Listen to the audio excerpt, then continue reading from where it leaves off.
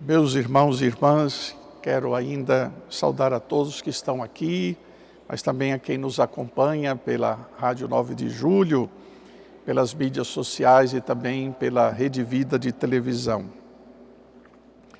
Para quem ainda não se deu conta, a Páscoa está aí. Estamos nos aproximando e esse anúncio de que a Páscoa está próxima nos enche de uma esperança muito grande, porque ela nos dá a certeza de que a vitória de Jesus sobre a morte também é a nossa vitória.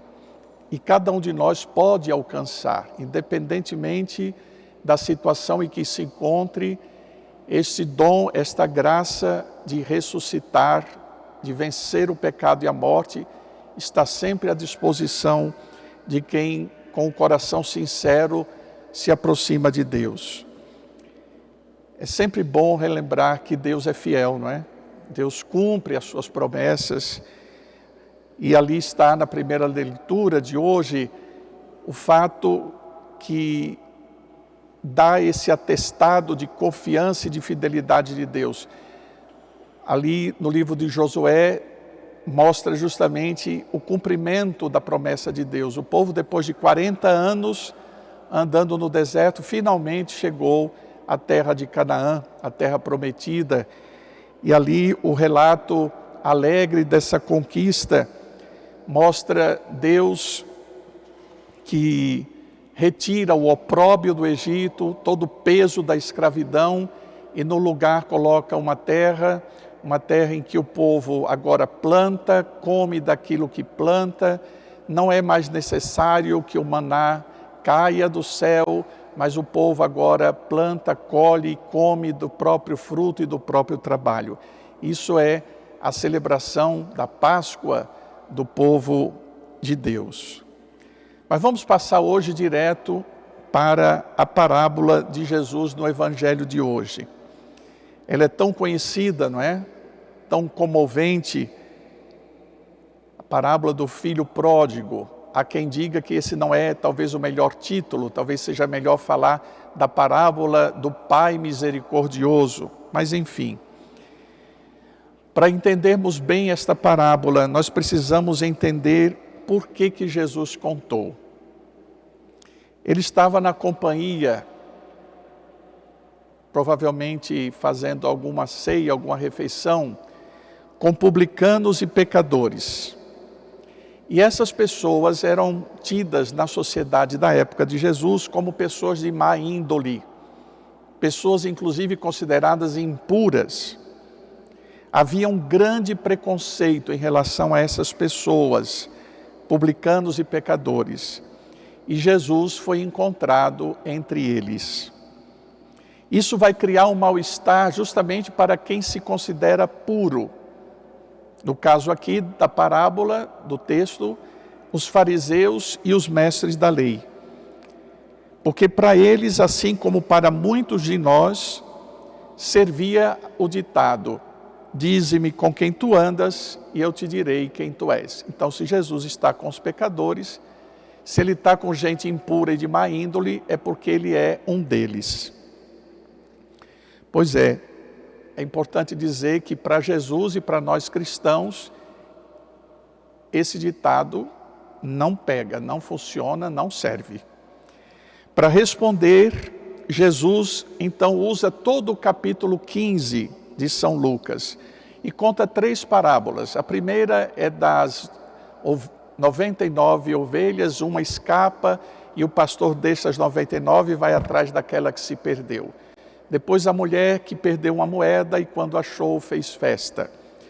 E finalmente a parábola de hoje, escolhida para a liturgia de hoje, que é a do filho pródigo. Nessa parábola está muito claro quem é o pai da parábola, é Deus. Quem é o filho mais velho é o povo de Israel, são os fariseus, são os escribas. Quem é o filho mais novo? São os pecadores, os publicanos, os cobradores de impostos. Então vamos dividir essa parábola como se fosse uma novela em 4 cenas. A primeira cena é o filho mais novo com o pai. É uma cena muito breve, num gesto de muita ousadia, contrariando aquelas regras do jogo, que você só recebe a herança depois que o pai morre. O filho mais novo pede ao pai a parte que cabe a ele. Quando, na época, o pai faltava, morria, o dinheiro, a herança ficava com o filho mais velho, que administrava essa gestão, fazia a gestão dos bens e da herança do pai. Mas aqui é interessante porque esse pai da parábola, ele não reage ao pedido do filho e cede, divide a herança em duas partes, são 2 filhos, uma parte então ele entrega para o filho que havia pedido. Há uma canção do nosso inário mais popular da igreja, que é da festa do Sagrado Coração de Jesus, Canto das Oferendas, que muitos de vocês sabem cantar e que coloca em poesia e música exatamente essa parábola. Vocês vão lembrar e a gente vai cantar só a primeira estrofe. Muito alegre eu te pedi o que era meu, parti um sonho tão normal. Dissipei meus bens e o coração também, no fim meu mundo era irreal. Muito alegre eu te pedi o que era meu. Achei que ficando longe da casa do pai, eu iria ser muito feliz, me virar com o dinheiro que ele me deu e conseguir a tal felicidade que eu buscava tanto. Vamos para a segunda cena. Esse filho mais novo agora não está mais na casa do pai, mas foi gastar a herança. Está sozinho. Ele queria ser feliz, como todos nós aqui, nada mais legítimo, não é? Do que querer ser feliz, mas ele queria ser feliz por si mesmo, procurando uma liberdade que talvez ele sentisse não ter quando estava com o pai. E essa busca dessa felicidade longe, num país distante, lhe custou muito caro. Longe dos cuidados do pai, a vida desse filho se tornou extremamente difícil. E ele vai começar a pagar o preço caro da sua imaturidade. Achar que ficar longe do pai, portanto, ficar longe de Deus, era a melhor forma de ser feliz. Onde ele vai se encontrar? Um estranho numa terra estranha. Diz o Evangelho que ele foi para bem longe. E o que vai acontecer com ele? Ele que antes era filho na casa do pai, agora virará um empregado. Vai ser um escravo. Gastou tudo o que tinha e agora está com fome. A condição que ele se encontra agora é extremamente humilhante, porque como judeu, o que vai sobrar para ele, já que ele foi para um país distante, provavelmente longe de Israel, é cuidar dos porcos. E porco, na cultura judaica, é sinal de impureza. Imagine o que significou para esse garoto cuidar de porcos. E não fica só por aí, porque a fome era tão grande que ele tinha vontade de comer a lavagem dos porcos. E o dono, o patrão, que o tratava como empregado, proibia ele de comer até mesmo a comida que era servida aos porcos. Ou seja, nessa altura, agora sem dinheiro, significa sem amigos. Muitas vezes quando você não tem nada é que você sabe quem são os verdadeiros amigos, né? Com dinheiro você tem muitos, mas você não sabe quem são os seus amigos. Agora ele está sem amigos, sem dinheiro, com fome, cuidando de porcos. Aí o canto tem a segunda estrofe que diz assim: 1000 amigos conheci, disseram a Deus, caiu então a solidão em mim. E um patrão cruel levou-me a refletir, meu pai não trata um servo assim. Vamos cantar. Mil amigos conheci, disseram adeus, caiu a solidão em mim. Um patrão cruel levou-me a refletir, meu pai não trata o servo assim. Pois é, aqui começa uma nova cena. Ele está sozinho, mas está se encontrando consigo mesmo. E ele tem uma lembrança. Como ele era feliz quando estava na casa do Pai. Como ele era feliz. E ele se lembra disso e olha para a sua miséria e veja como eu estou infeliz, longe da casa do Pai.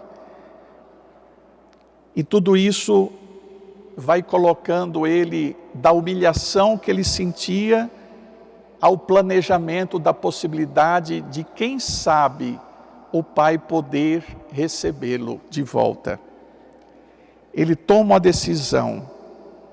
Agora a decisão não é continuar se afastado, como a gente às vezes, a vida nos levou tantas vezes a ficarmos longe de Deus, não é verdade?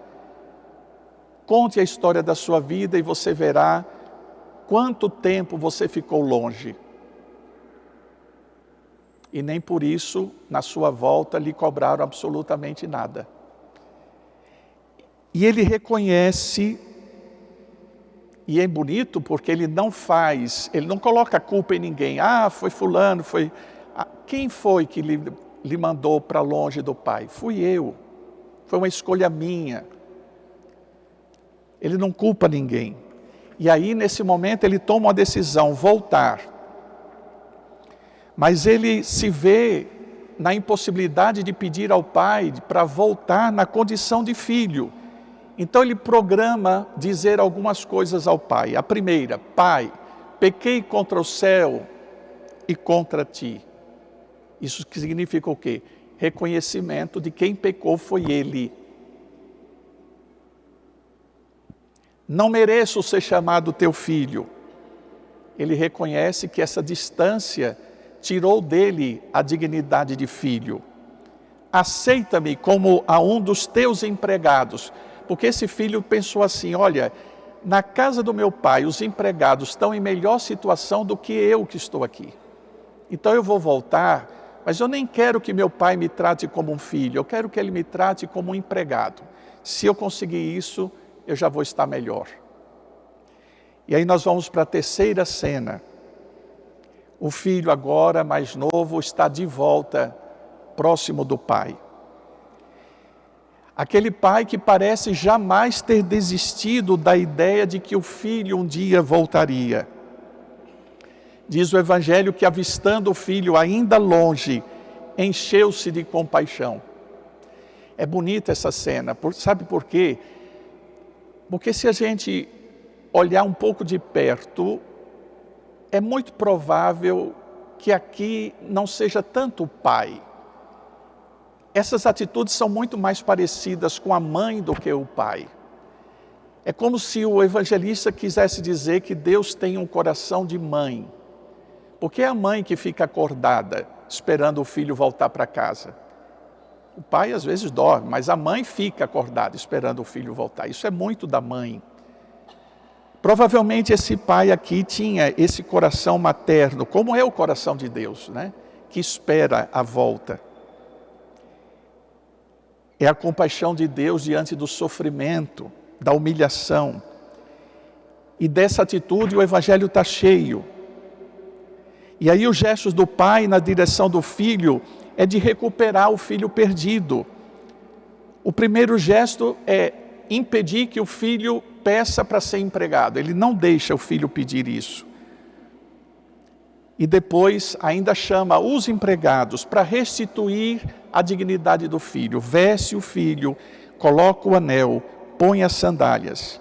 E ainda manda matar o novilho de engorda, pois aquele dia havia se tornado, não só para o filho que estava voltando, mas para o pai também. Isso é muito bonito, porque a gente, quando se reconcilia com Deus, a gente pensa que a alegria é só nossa. Não, ninguém está mais feliz ali do que o próprio Deus, que nos esperou, que nos aguardou, que com paciência deu o tempo que a gente precisava. Às vezes as nossas relações não vão bem e a gente diz para a pessoa, vamos dar um tempo. Tá bom, Deus deu esse tempo e você reconheceu que longe dele não dá para viver.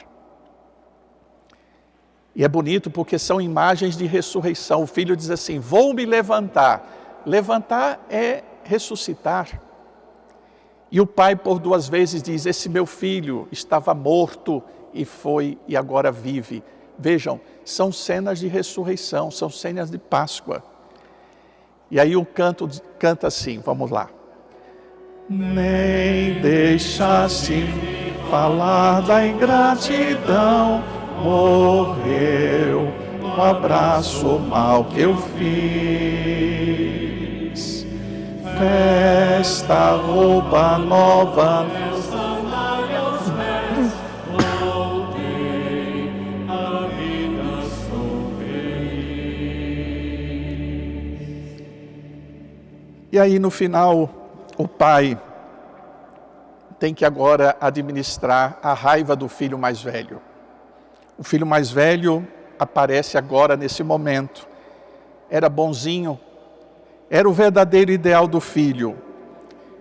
Mas as declarações dele para o pai condenam ele mesmo, porque ele não quer se reconciliar. Ele não quer participar da alegria do pai.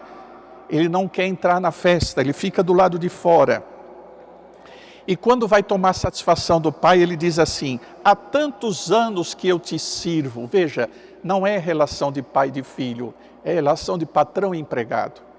Há tantos anos eu te sirvo. E não fica só aí. Ele também calunia o irmão. Ele pronuncia uma calúnia, porque ele diz assim, que este teu filho, ele nem chama de irmão, está vendo?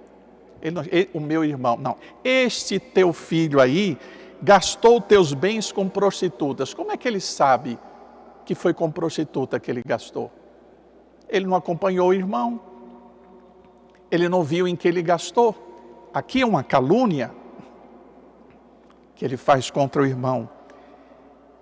O pai tenta ainda suscitar esse filho. Meu filho, esse teu irmão estava morto e voltou a viver, estava perdido e foi encontrado. Veja o coração do pai que quer ver os filhos juntos, reunidos. Ele quer a reconciliação de tudo, custe o que custar. Mas esse filho, ninguém sabe, tudo indica, não vai entrar na festa e não vai ficar feliz por causa da recuperação do seu irmão. Meus irmãos, qual é a pergunta de Deus para hoje? Com qual dos 2 filhos você se parece?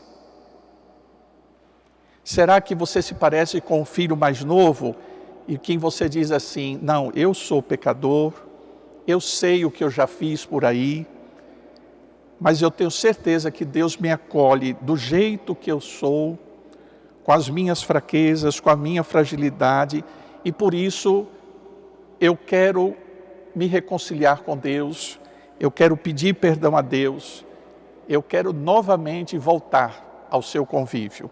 Ou então nós somos o filho mais velho, que cobra de Deus. Olha, eu estou sempre fazendo o que o Senhor pede, obedecendo os mandamentos, fazendo o meu esforço, não é? Mas o Senhor não me dá nada. Eu sou tão bonzinho, o Senhor não me dá nada. O Senhor não me dá nenhuma bênção, tudo que eu peço o Senhor não me atende. Quem é de nós o filho? Qual é o filho que nós nos parecemos nessa parábola? E como cristãos ainda nos resta perguntar, onde é que nós somos encontrados? Jesus foi encontrado no meio daqueles que a sociedade excluía. E aí eu pergunto, como eu tenho reagido em relação às pessoas que a sociedade de hoje não considera pessoas de bem? Como é que eu olho para elas? Como é que, por exemplo, eu reajo quando eu vejo um membro da igreja se dedicando a essas pessoas e tomando refeição com elas? Qual tem sido a minha reação? Como é que eu me comporto diante de um membro da igreja que se coloca do lado de pessoas que a sociedade discrimina, que a sociedade rejeita? Qual tem sido a minha reação? Quais têm sido os meus comentários? Pois bem, a Páscoa está à porta. Busquemos a nossa conversão.